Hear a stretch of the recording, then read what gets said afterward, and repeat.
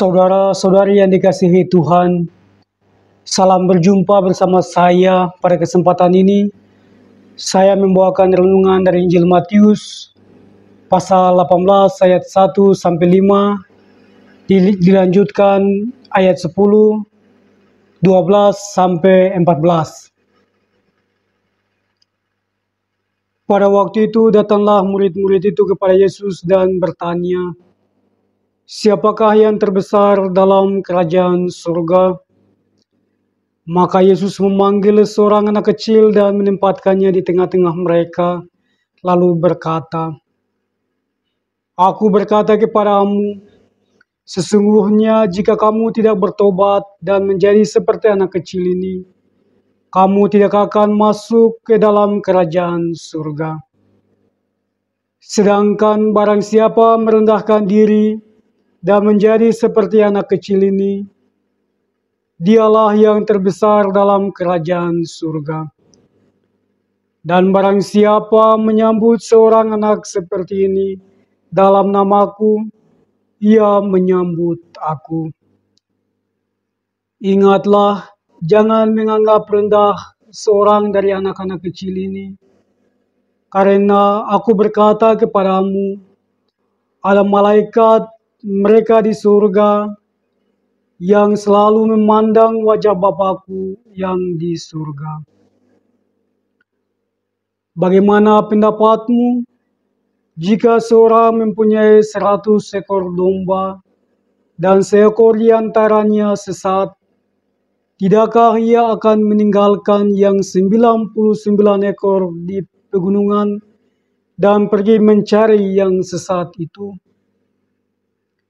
Dan aku berkata kepadamu, sesungguhnya jika ia berhasil menemukannya, lebih besar kegembiraannya atas yang seekor itu daripada atas yang ke-99 ekor yang tidak sesat. Demikian juga Bapamu yang di surga tidak menghendaki supaya seorang pun dari anak-anak ini hilang." Pada waktu itu, datanglah murid-murid itu kepada Yesus dan bertanya, "Siapakah yang terbesar dalam kerajaan surga?" Saudara-saudari yang dikasihi Tuhan, pertanyaan para murid kepada Yesus, "Siapakah yang terbesar dalam kerajaan Allah?"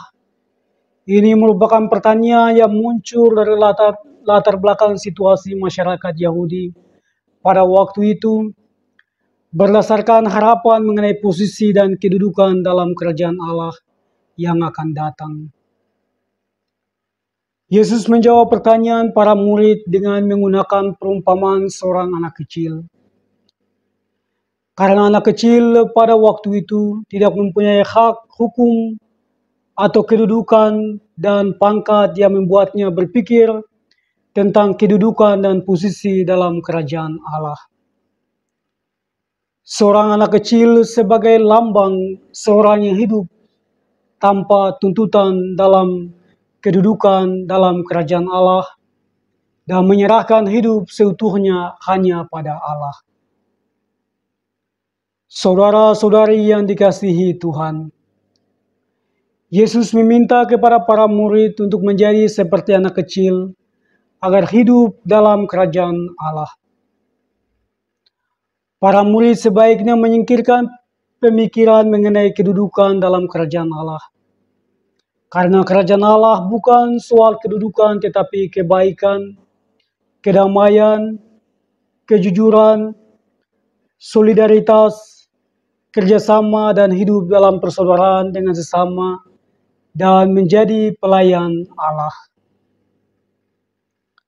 Saudara-saudari yang dikasihi Tuhan, kita pun dalam hidup mungkin berpikir soal kedudukan seperti yang dialami para murid Yesus.